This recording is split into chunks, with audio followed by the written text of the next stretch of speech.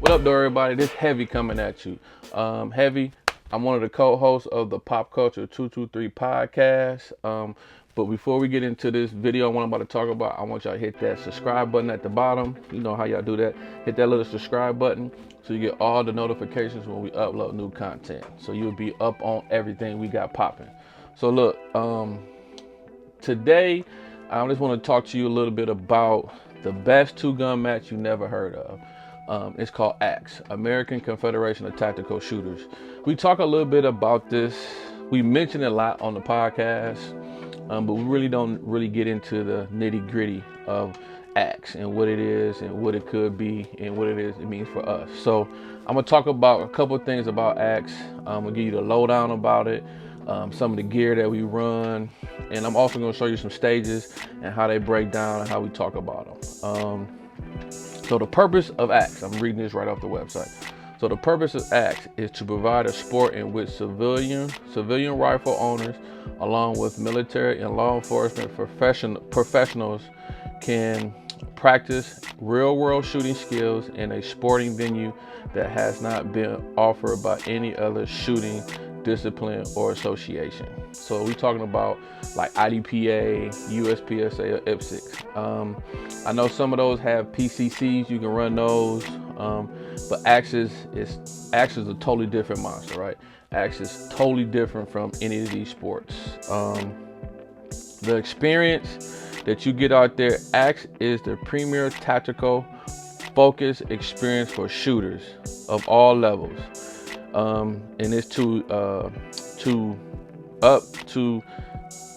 you go out here to ACTS, you actually is checking your skill set against your peers, checking your gear, see how it works and how it works for you out there.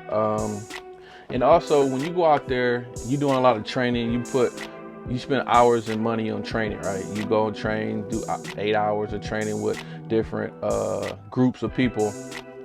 ACTS is the only place where you can go and take that training that you spend that good money on, and actually put it into scenario-based competition. You're on the clock, you're on the time, and you get penalized for different things. I'm not really gonna get into all the penalties and stuff that you can get. You can look it up on the website, actshooters.com, and just check out how they score things. But we're not really gonna get into that because that can get boring. That's definitely, it ain't boring, but it's good for you to know, but I'm not gonna get into all that. I'm trying to keep this video short and sweet. So look, like I said, ACTS is the only place where you can definitely test your skill set against your peers and test your equipment and everything else, right? So this is the only place where you can actually go and practice your skill set against your peers on time and all that good stuff. So one of the things that I definitely love going there because it's a challenge for me every time I go and to participate in the ACTS match. Each ACTS match is not the same. So I've been going for 5 or 6 years, and I can't tell you that each stage that I done shot over that period of time has been the same stage. Some of the things may be set up the same, or the stage may design somewhat the same, but the targets could be moved, it could be different. There's always something new there that you can get used to, and that's a great thing. The guys there are great with that when they're designing the stage. ACTS, the American Federation of Tactical Shooters, is a non-profit organization. So everybody's volunteer. So they don't get paid to do any of this stuff. It's for the love of the sport, right? So that's why another thing I like about it. It's for the love of the sport. It's not nationally known. It's the best two-gun match that you never heard of. You hear me say that a lot. So when you see me shooting or showing the matches that we at, that's the ACTS matches. That's the two-gun matches that I participate in every second Saturday of the month. They do it year-round. I'm a fair weather shooter. If it's too rainy and too cold, I ain't going, right? Them days are over with. So I wanted to get into one of the matches, stage setups, and how it's set up.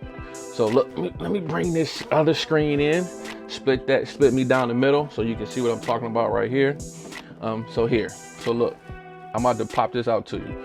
So this is one of the stages. This is stage 4 of a match we shot in the past. So it's called square dance.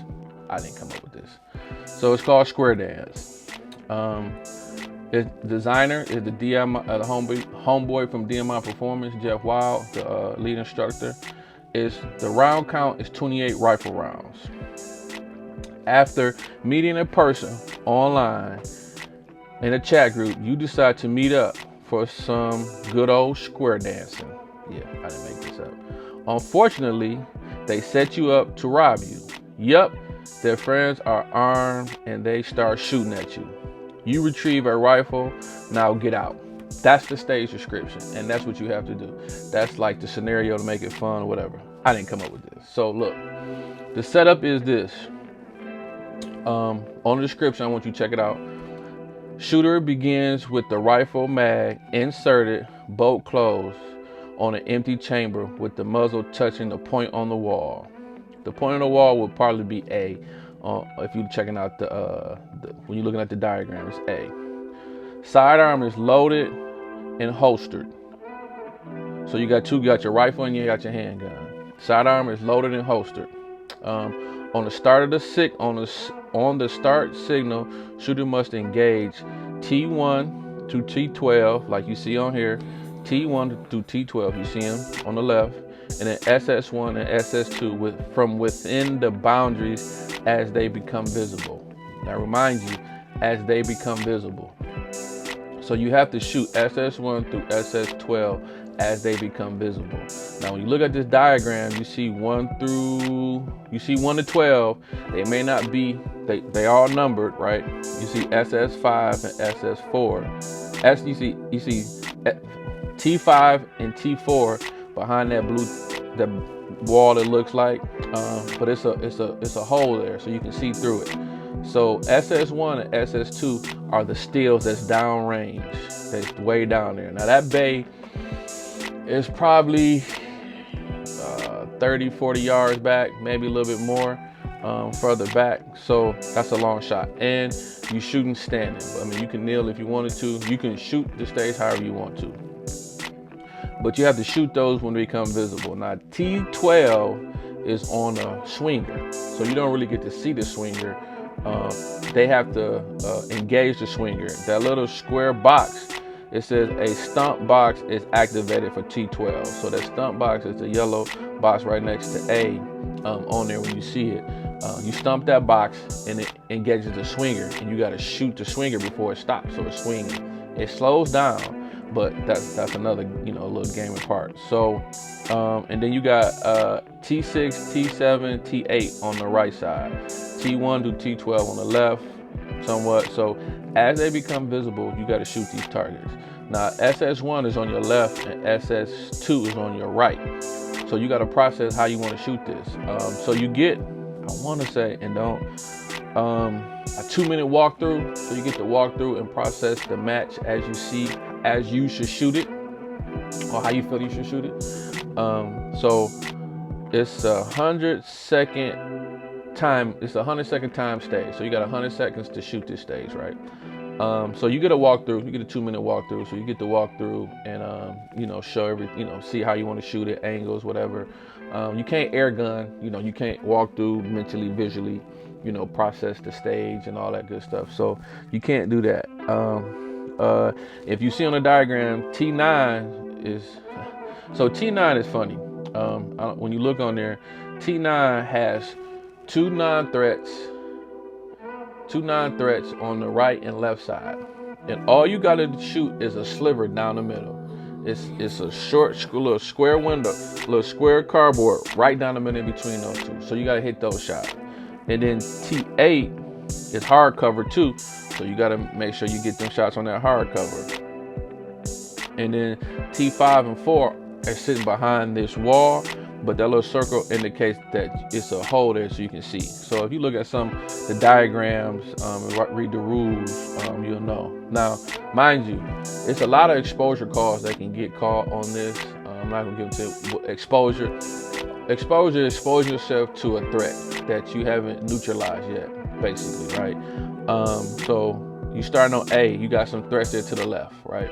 You got to engage those threats in order for you to move on to the next one. So if you pop out and you shoot you pop out, then you shoot the targets, and you're not using cover you're not using cover properly, you're gonna get exposure calls.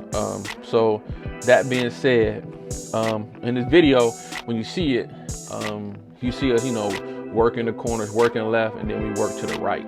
But you can't cross that threshold with T5 and T4 without engaging those threats.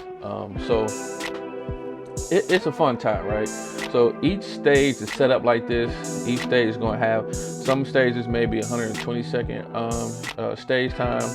Usually they're 100-second stage time, but sometimes you may get 120-second stage time. So those are a little bit longer. And you're going to get scored accordingly. Now the stage only requires 28 rifle rounds, but mind you, you have a loaded secondary, which is your handgun on your right or your left side, right? So that being said, is just because the stage calls for 28 rifle rounds, you may have to use your sidearm, you may have to use it. Something may happen, like in the real world or whatever, you don't know. You got two weapons, you got the primary and the secondary. You may have to switch to your secondary to get the shot off. Maybe you feel more comfortable with shooting it. Now in this stage, everything is fair game for the most part. With the pistol, some stages require pistol only can be shot on like yellow steel, but this one, the steels downrange, the S1 and S2 are white. So this stage is kind of a safe stage to shoot. You can use your pistol. So the circle, like I said, if you read at the bottom, the circle is a port in the wall. So everything on this stage description tells you what's on this diagram. So there's no surprises, right? You read it, you process it how you read it. When you read it, you process in your mind how you would shoot it. So they tell you everything on here that you need to know. The circle is a port in the wall, and that's how you shoot it. Remind you, but when I said, and this happened to a lot of people on this stage, just generally speaking, they said that the gun chamber closed on an empty chamber closed, and a full mag inserted. So that got you thinking, right? This happened to a lot of people. One of the rules of the game is what? Always know the condition of your firearm, right? So when the shooter, the RSO says, "Shooter, are you ready? Stand by." You say, "Yeah, whatever." Woo! You pull your gun up. Remember, that gun is not loaded technically. It has a full mag, but the chamber is closed with the bolt forward. So a lot of people, when they were shooting the stage, brought that gun up, it got the click, no bang, right? Then they racked it, boom, went right to work. That's time, right? But what's the cardinal rule? Always know the condition on your gun. So basically, when the RSO said, "Shooters, are you ready?" Yeah, stand by. Whistle was blown, buzzer blown. Gun come up, rack it, safety off, and go to work. Right? You keep working and you keep shooting until you see the targets when it says visible, when they come visible to you. So you keep working.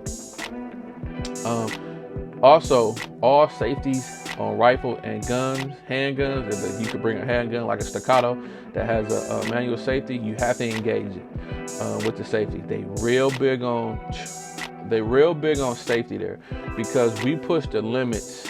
X pushes the limits of what can be done. And, they go right up to the limit of what's safe and is right there. So the reason we can do certain things that other people don't do is because the safety requirements.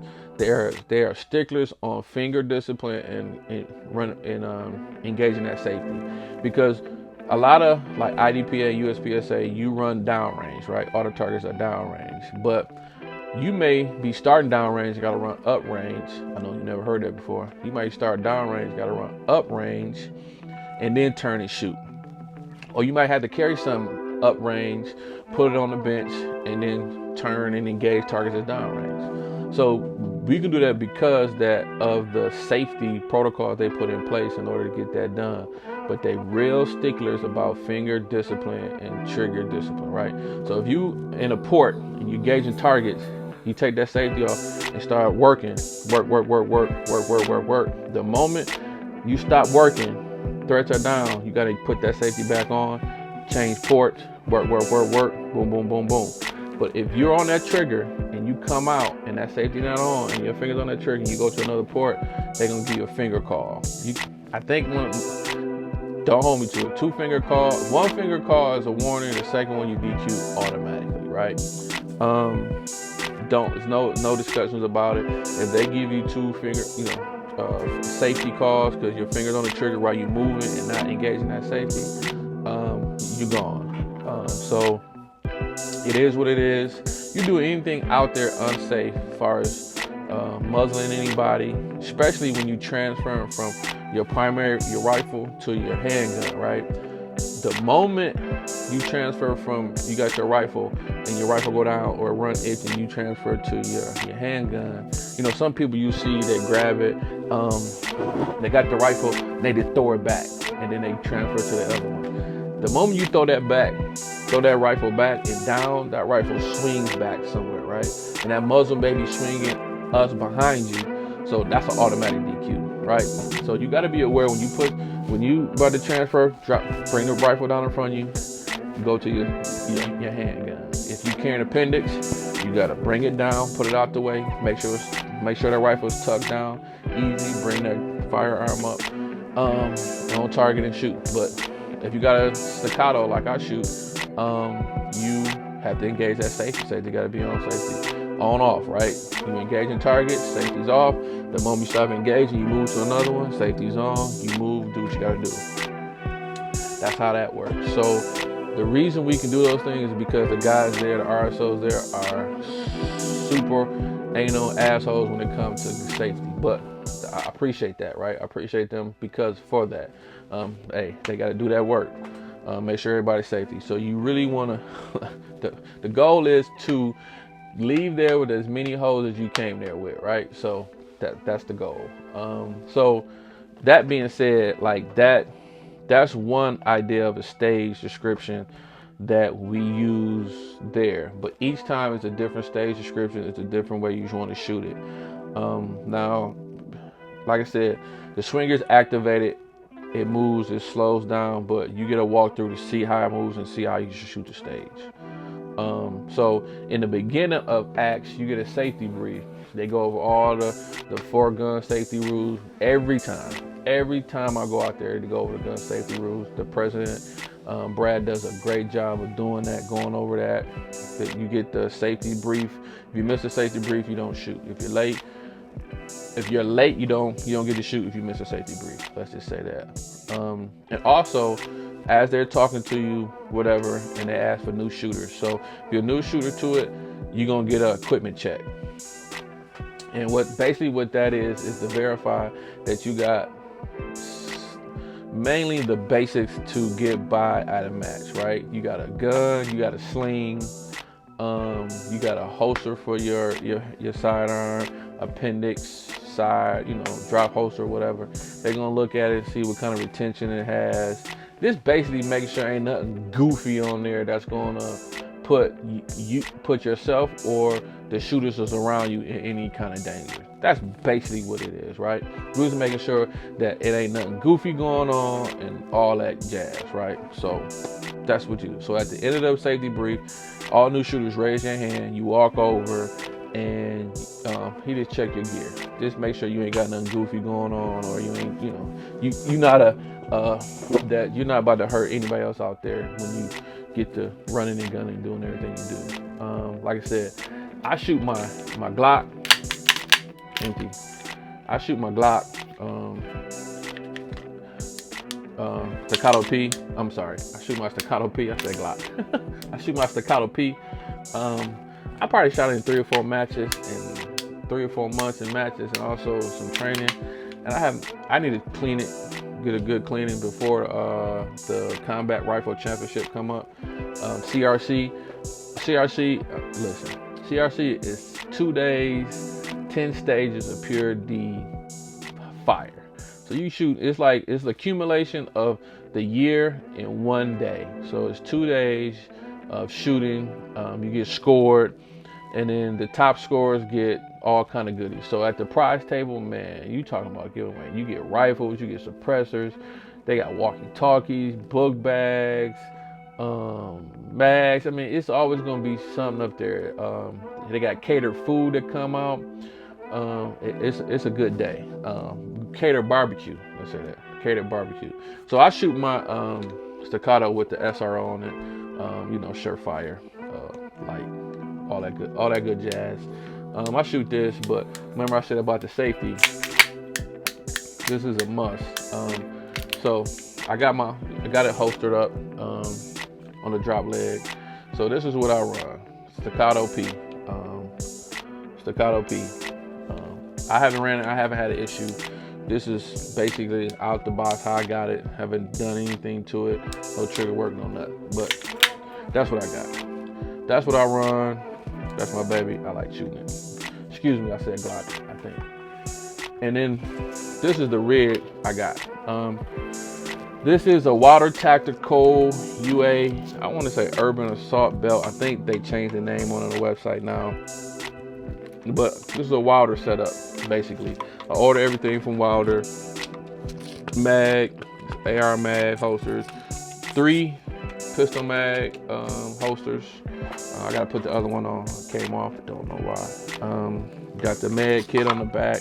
Boom, boom, with the heavy metal patch. Tourniquet. Good thing we haven't had to use it. Haven't had to use this yet, right? So happy. Then I got the drop leg Safari Land set up. Like I said, this was an older rig I got from them. This rig might be 3 years old, 4 years old. I see Core got one. I kind of want to check out that Core one. You can kind of put it together. I might give you another one. But this is a Hammer Armament holster. Yeah, Hammer Armament holster. I need to give me a Safari Land one. With level 3 retention. I just haven't got it. I didn't feel like spending the money. So that's what that is. And then, it came with the inner belt. I love this setup because, and then I got the black multicam. Hey, that's the best multicam out, right? Dope. So, one reason I like this is because the inner belt. So you put the inner belt on, and then when it's game time, you strap that on, you go to work, right? When it's over, you unstrap it, you go get your EDC, you put that on, and you still go home just in case you gotta go to work, right? So I like that. It's simple, easy. You take it on, take it off, strap on, strap off, right? Wax on, wax off, like Mr. Miyagi said. So that's it, man. I really like that gear. I'm gonna look into the Core just because, but I keep that all in the bag. So when I get ready to go to the range or training, that's in the bag. It's ready to go. The mag's in there, and I just gotta grab a gun and go, depending on what gun I shoot. I shoot a Daniel Defense 14.5. I got it last year. I've been running the hell out of that gun with the RC2 can on it. I didn't bring it. It's in the safe. I ain't gonna worry about it. I've been running that. I ain't had a problem with that. I need to clean that. I haven't cleaned it probably in 3 or 4 matches. Still put a little oil, rack, go straight to work. I don't baby nothing. Nothing get babied. Rain, sleet, or snow, it is what it is out there. Whatever happened out there, even with the staccato. If it get the raining and it's dirty, that staccato gonna get dirty. It is what it is. I don't baby nothing. So that's it, man. Oh, also I want to mention that we are going to be having content on Fully Loaded Clips, fullyloadedclip.com. I want to thank Daryl from fullyloadedclip.com for giving me the opportunity to upload content. So we're going to be showing stuff on that website. Please go there and show some love and just upload and look at the website. The website is always going to be getting better. We're always going to be uploading new content. I think it's me that's uploading content. Pop Culture 223 is going to be uploading content. The Black Powder podcast has some videos and content up. So we're just trying to make it an authority for the culture, right? It's everything for the culture, by the culture, and we the culture. So 2A, community work, all that good stuff is going to be up there. So I wanted to add that in there. Like I said, I got an opportunity to upload some videos. My man is over there that's running the podcast. The the website in the back. Good dude. I know I've been bugging him a lot, but that's it for me, man. I just want to come in here and talk a little bit about ACTS. I know American Confederation of Tactical Shooters. You hear us talking about it on the show a lot. And I really wanted to get into a little bit of the stuff that we do and shoot out there. It's a fun time, man. It could be a little too much for people. I know they say on there it's for all levels, but you really got to have your game tight when you go out there and shoot. Or you will go home. It is what it is. You can shoot the match how you want it. You're just going to collect your penalties as such, right? You're going to collect your time as such. Like, it's a 100-second stage time. You can shoot it in 35, 40 seconds. And they tell you, what's your time? And they say, what's your raw time? 40 seconds. What's my time? Real time? Whatever. Say 2 minutes. And you're going to wonder why. Because you got a hell of a lot of exposure calls, hitting 9 threats, all that jazz. So once you go on the website and read it and see what the penalties are, you understand what I'm saying. So that's it for me. Like I said, if you like what we're doing, please go and subscribe to the Pop Culture 223 podcast. Subscribe at the bottom. Y'all know how to do all that stuff. We're always gonna be uploading content to the page, upload content, showing content. Like I said before, we trying to educate the uneducated, train and give game to the ones that need it. So, man, like I said, I appreciate y'all. Thanks for the love. We recognize you, so please recognize us. Peace, and I'm out.